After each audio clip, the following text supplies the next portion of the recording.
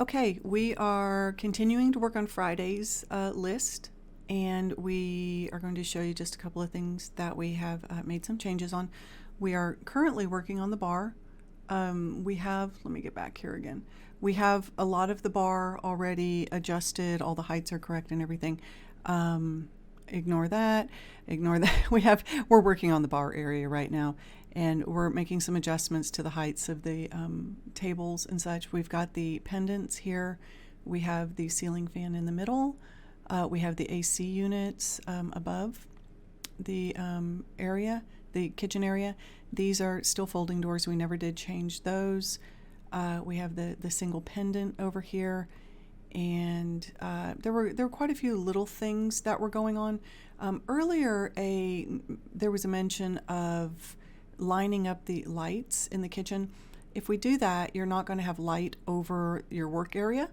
You'll have general lighting, but you won't have a light over the sink, and you won't have a light over the prep area. Right now we've got a light over the range, and I think we were going to move this one. This one is really for the refrigerator, and this one's for the appliance garage. But we set up more as task lighting. Since you don't have upper cabinets, you're only going to have a light here and a light here. That's the only light you're going to have over there, and you're not going to have any task lighting in this area. Here, the pendants are going to create a really nice dining light for you. But if you want the lights lined up, you can do that. You just really will not be able to see when you're working. So that's a choice, or maybe you put some other type of lighting there. You can, look at some of the lighting suggestions that they have in some of the catalogs for those.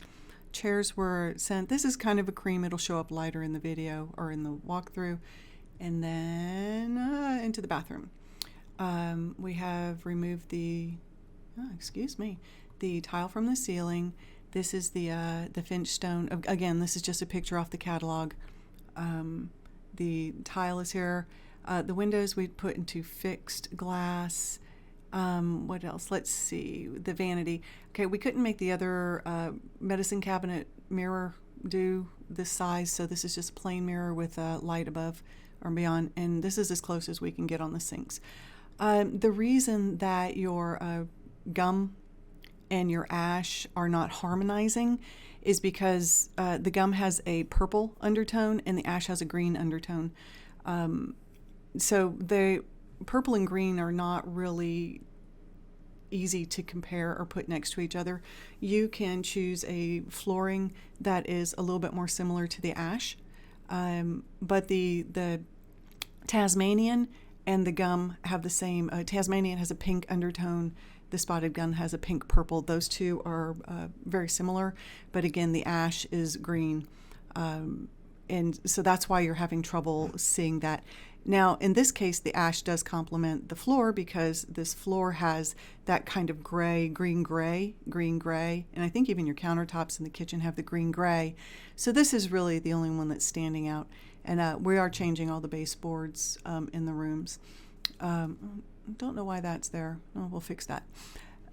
So that's some things to consider. It's called color theory if you want to look it up. Complementary colors and contrasting colors. I always like to think of football teams as contrasting colors. Their jerseys are very high contrast, green and orange. Think of pumpkins and Christmas, red and green, stoplights. Those are high contrast to get your attention. But if you want to harmonize, you want to have colors that are right next to each other on the color wheel. So yellow and orange. Greens and blues are really close. So it's something to think about. Okay, a rake ceiling. We do not have the roof built on the house. So to create this rake ceiling could be a considerable time thing to do and cost thing to do. There's a tiny bit here from the auto-generated one that St. John put on there. It still took him almost 10 hours to create the space. So I really would say try to use imagination here versus putting all that cost into this. But remember, you're not using these pictures to give to the tradespeople and saying, this is exactly how I want it built. This is really for you to look at the space and see and make all the changes you are making. And we'll get that baseboard. I have no idea why the baseboard's doing that. It's one of those things that the drafter will fix.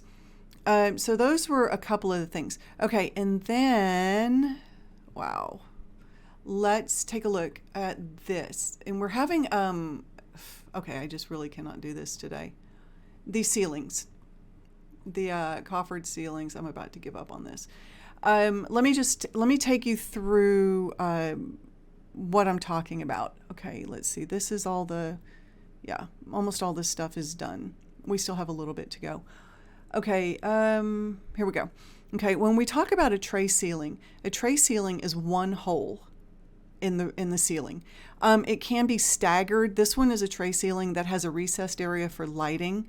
But typically when you say tray ceiling, see this one has a bit of molding tray, and you can have tiered trays where they kind of move up into like a double tray ceiling. Okay, but in general, tray ceilings, no matter what shape, they're just a hole. And then coffers are a series of boxes that typically take up the entire ceiling. They go from wall to wall, front to back, and they will cover the whole expanse. And in this case, you might call this a hybrid, because if you took out these, it would be a tray ceiling. If you took out these, you would have nothing on the wall but a real thin strip. So the tray ceiling, what distinguishes that is typically a space off the wall, usually a foot, maybe 2 feet, but there's a space before any architectural millwork starts. Like this over here, this is right to the wall. So these are coffers. A coffer can be 1 inch thick, it can be 4 foot thick, if you're in a massive library. But coffers are, see this one is a tray ceiling. You can see the tray going around first, and then the coffers are in here. And typically the coffers will be recessed. This is just artwork, honestly. This is not a tray or a coffer at all. This is just a drop-down ceiling that somebody has created a unique set, not to confuse you even more. But again, if no coffers were recessed in here, this would be a tray ceiling. These are the coffers inside. So when we're working on the plans, and let me get back to the plans, and we'll go over here. We're trying to figure out what it is exactly you're looking for. So right here is your tray ceiling, okay? And you could have a double layer where it stair steps up. These are the coffers, okay? So within the tray ceiling, we have recessed the coffers, and then inside the coffers are the basket weave cloth or pattern or whatever you're going to put in there. So we just need to know we have a single tray ceiling right here offset to account for the cabinets. We can move that back and adjust the cabinet for you too. And then we have coffers inside at, I remember he sent the numbers. It's basically 1.5 feet in standard measurement. Okay. The lighting I have in here right now is only for the picture. You just have a fan in here, and we will get that done. But to take those pictures yesterday, I needed to put these lights in so that you could see things. Again, here's the kitchen light for you. We have a light here, one here over the range, and one kind of at the pantry oven wall. We have one over the sink and one over the work area.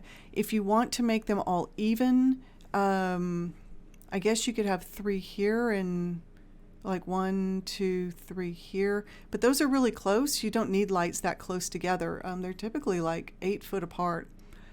So let me know how you want to do the lighting. If you just want overall lighting, or if you need to have something a little bit more specific for when you're doing the dishes and stuff. And then we do have the matching light over here. Oops. Now it's matching. And then again, in the kids' room, we have a tray ceiling. And then we want to know if you wanted coffers in there. I really hope that helped on the coffers.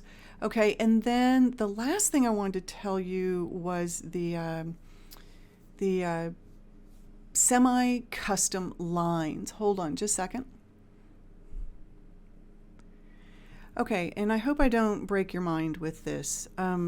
General contractors have a series of places that they can purchase products that homeowners typically cannot get to. And those are what we call our private lines, our select lines for contractors. And you'll just have to double check with your contractor. Okay, so what I've got here is a Home Depot. Home Depot is what we call a DIY level product. And it's also what we call a retail product, which means you can go and buy it off the shelf. Okay, this is what homeowners are have available to them, and you can do Home Depot. You could do Wood Mode. You could do there's many companies out there that offer a retail line for what we call off the street customers, and then you have this group of companies. Now they might sell off the street. To certain things off the street, but they're really set up for contractors and interior designers, and Skyline's one of them.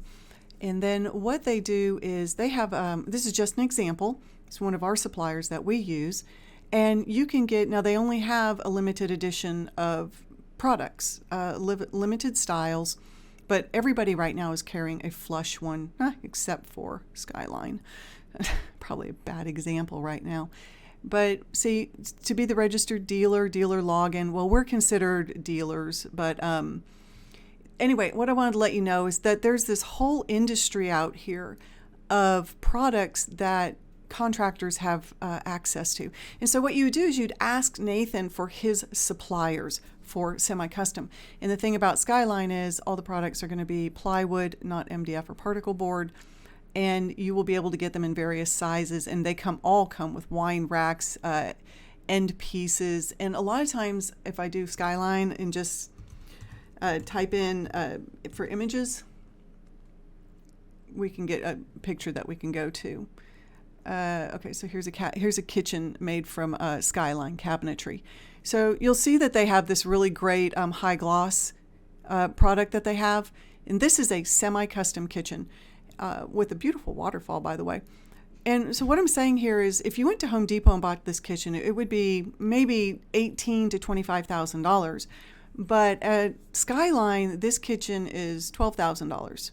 And then the contractor puts a markup, maybe sells it to you for $17,000, okay? If he's not doing cost plus. So what I'm saying is ask Nathan who his suppliers are that are not DIY level entry-level retail suppliers, and he should be able to give you a flooring company, cabinet companies. We use like Pittman down in Carrollton.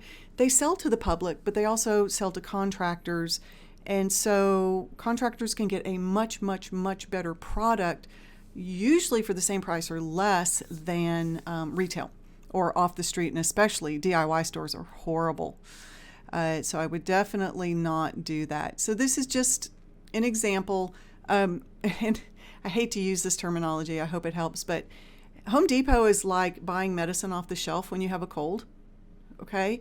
It's really minimal. It's really bad stuff. And then the stuff that contractors use are a lot more like pharmacy grade products. And if you go to the pharmacy, you have low, medium, and high levels of just how strong the product is. Well, contractors have low, medium, and high levels of how the quality level of the things that they can buy. So you can go to Skyline, which is an actual lower level product for contractors, and this is what I'm putting in my house. Beautiful cabinets, beautiful hinges, beautiful pulls, everything. And then, if you go to Wood Mode, it's not even worth it, but why not?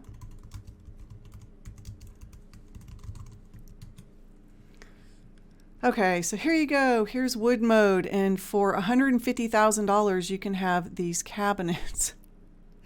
Wood Mode is a custom cabinet shop, and so this would be like if you were, this would be beyond the pharmacy. This would just be your drug dealer on the street. I'm sorry. I've just, as a cabinet builder myself, I've just found that custom cabinets and stuff are more of a prestige thing than they are a functional thing. Wood is still wood. Hardware, has various limits and stuff like that. But ask Nathan for his suppliers. You do not need to go out and find suppliers in Australia. He's going to have 2 or 3 cabinet companies. He's going to have 2 or 3 floor companies. And then here's the trick. When you contact them, you say, I'm working with Nathan at this company. And Nathan needs to give you his field rep's name. So, hey, I want to speak to Charles. I'm working with Nathan. Hi, Charles. I'd like to have a kitchen made of semi-custom cabinets. Here are my floor plans for my house. And this is the arrangement that I'd like. And then the field rep will actually put it together for you, or get the designer on staff to do it for you. You do not have to do any of this stuff. If you are under Nathan, that's a privilege that contractors get when they work with these companies. So find out who the field rep is, and they will point you in the direction of the designer.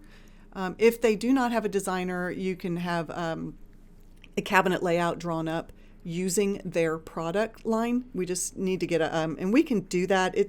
I'd have to look at the time, but if we have a catalog of what size things they have, we can pull all those together and put the specs together and give them a layout, and then they build them and order them for you. So I didn't want you to go crazy thinking you had to go figure out all this stuff. Okay. I'm just going to tell you right now, a wood mode vanity in the bathroom for one of our contractors was $95,000 for the cabinet, and that wasn't the countertop, the fixtures, the backsplash, the bathroom, nothing. And that's ridiculous. Okay. But yeah, ask Nathan for his suppliers that are not DIY. Ask for the field rep or who his contact is at that company. Call that company and tell them that you're designing a kitchen and you'd like to have their specification books, and they'll send you a catalog or a PDF with all the cabinets, and they'll say you choose your front, choose your size, choose your hinges, and that's in the height, and that's pretty much it. And then you just kind of piece it together like a Jenga or a Tetris game. It's a lot of fun. So I really, and the vanity, everything that you're looking for can be done at a fraction of the price of custom. And if anybody laughs at you for custom, that's an uneducated person talking to you. Okay, you need to work with your customers, and within your customers' budget and likes and desires. It's somebody to come in and make fun of you like that. That's just very unprofessional, and I'm sorry that happened to you. Anyway, so good at doing this. I really think that you're at an end on your things. You need to look at those floors. It's just better to go with one wood color in a house, if you can, if you're okay with that, because I had one question for you. Because the colors, not only are they very specific to each tree, you have to be there in person for them. They vary from season to season, tree to tree, and they're really, really hard. Even if I were on the showroom floor, I would have to open up all the boxes to make sure that they were going to go together. And if you have a whole house full of this, I would have, and I do this, I might open 50, 80, 100 boxes of product to make sure that they're all going to match. And I don't want to scare you. I'm just saying that being a natural product, it's nearly impossible to get it to match, especially if you're going to go in two different colors. You said, please don't laugh. You said stone half wall, and a designer said, okay, bottom half, top half, left half, or right half. So that's how analytical it is. So this is a lot of information, but you're doing great. I think you've made some really great choices. Just let us know about if you want tray, coffers in tray, and what you want to do with the floor. You can, like I say, you can go all Tasmanian and gum, and that will go together, but then you need to kind of change your tiles. For the most part, you have chosen over and over again a green-gray, and people will consistently go back to the same color. Don't look at the bar. Don't look at the bar. People will consistently go back to the same colors again and again, and you're probably struggling a little bit right here too. You have a very warm orangey color, and then you've got purple again. So then you're taking orangey and you're putting it against the green, and that's just interior design. You just got that for free. Okay, there's your $1 million question. You can mix the woods, but if you want the woods to look good, stay within the same color wheel. Stay within one color to the right or left of your color. If you like green, just look at a color wheel and look at the colors just to the right and left of green, and you'll see kind of the palettes that will benefit you. Again, you've got all this is all green grays. They've all harmonized, and then you have your orangey pinks that are really causing this really high contrast. So love you guys. Glad you're putting up with all of this. Stay with it. You're doing great. and just send us an email, or we can set up a phone call. We can set up a phone call probably for, I think, I want to say Wednesday for sure, maybe Tuesday. So if you want to go over any of this, but yep, just take a look at the stuff and we will talk to you soon.